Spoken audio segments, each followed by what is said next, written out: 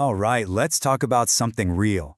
We're going to break down a super clear, really powerful strategy for dealing with those interactions. You know, the ones that leave you feeling totally drained. The goal here? To do it without losing your own peace of mind. This is all about you taking back control of your mental energy, and we're starting right now. So let me ask you this. Have you ever felt just completely exhausted by someone's drama or their immaturity? We've all been there, right? That feeling after a conversation that just goes in circles, packed with drama, or maybe just a shocking lack of self-awareness. It feels like you're running a marathon you never even signed up for. But what if there was a better way to handle all that? So, first things first, let's get our terms straight. We're going to use this phrase, undeveloped people. Now hold on, this isn't a judgment call, okay? It's really just a way to describe a certain set of behaviors. Think of it as a label for a pattern. You know, things like emotional immaturity, low self-awareness, or maybe they just haven't grown in the same way you have. Just seeing it as a pattern of behavior, that's the first huge step to changing how you deal with it. Okay, so how are we going to tackle this? We've got a simple but really effective game plan, a three-tiered defense. First up, we're going to work on our mindset. Then we'll get into the practical stuff, a strategic playbook. And finally, we'll build what I call a defensive wall. It's a nice simple structure that'll make all this super easy to remember and actually use. All right, let's dive into Tier 1, the mindset shift, because really, before you can change anything you do, you got to change how you think. The strongest defense always starts inside your own head. So check this out. This is a simple but honestly a huge shift. The old way of thinking, I need to fix them. That's just a recipe for frustration, right? Because you can't force people to change if they don't want to. But the new mindset, I will manage my boundaries, that puts the power right back where it belongs, with you. It's about realizing your energy is way better spent on your own boundaries than trying to fix someone else. And here's a perfect way to think about it. You wouldn't get mad at a 5-year-old for not understanding, complex financial planning, would you? Of course not. Well, it's the exact same idea here. Expecting some deep, mature insight from someone who just isn't there yet, you're only setting yourself up for pain. You have to meet them where they're at, not where you wish they were. So why is pulling back emotionally so important? Well, because people who are emotionally immature, they tend to just react. They overreact, they misinterpret what you say, they play the victim, they create all this drama, and they almost never take responsibility.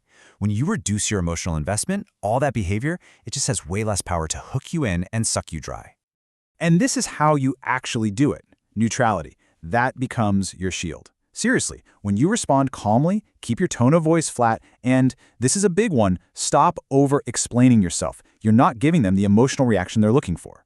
Remember, every extra word you say can just become ammo for their next argument. So just stay neutral.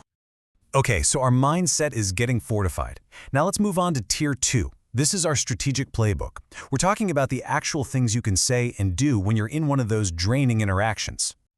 Here's your first power phrase. I'm not comfortable discussing this. See how clean that is?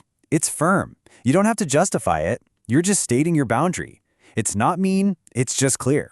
And honestly, for someone with low self-awareness, a simple, firm boundary like this works way better than some long, complicated explanation ever will. Okay, this next one is a lifesaver, especially at work. Let's stick to the topic. It's perfect for when a conversation starts to go off the rails into personal attacks or random drama. It just calmly pulls everything right back to where it needs to be. Shuts down all those useless tangents. And then there's this one. This is your escape hatch. I'm not taking this conversation forward. When things just become totally unproductive, or maybe even a little hostile, you have every right to end it.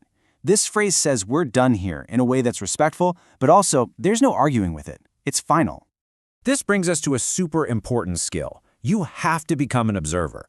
Look, people with these behaviors are often masters at using words to control how you see them.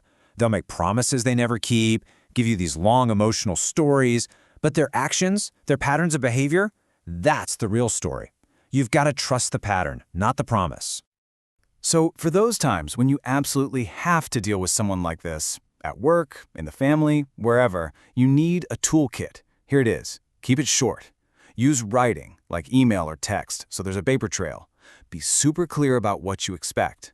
Document the important stuff and always stick to facts, not feelings. All right, that brings us to our final layer of defense. Tier 3, the defensive wall. This is all about actively protecting yourself. It's about safeguarding your most precious resources, your time, your energy, and your peace of mind. And this is a really critical part of that wall. You cannot expose your vulnerabilities. With people who tend to create drama, your fears, your personal stories, those things can be misunderstood, or worse, they can be weaponized and used against you later. This isn't about being cold or closed off. It's about being smart. Share only the surface-level stuff. Now, when we say create distance, it doesn't always mean you have to cut someone out of your life completely. It can be way more subtle than that. Maybe it's just a little less time together, less personal chit-chat, making sure you're not depending on them for anything important. Basically, you're just shrinking the zone where you two interact. And here's the why. Why does all this matter so much? Because these interactions, they aren't free. They have a cost. They drain your mental space, your emotional energy, your time, your focus. These are all resources you don't get back. And you could be using all that good energy on people and projects that actually build you up. You know, when you boil it all down, it comes to this one simple truth. Your peace is your responsibility. That's the core takeaway here. You can't control other people, you just can't. But you are 100% in charge of protecting your own inner peace. It's on you. And these strategies, they're the tools to help you do it. So as we wrap this up, I want to leave you with one final question to really think about. Based on everything we just talked about, whose access to you needs to be reduced? Who needs less of your time, less of your energy, less of your emotional space? The answer to that question might just be the key to getting your peace back.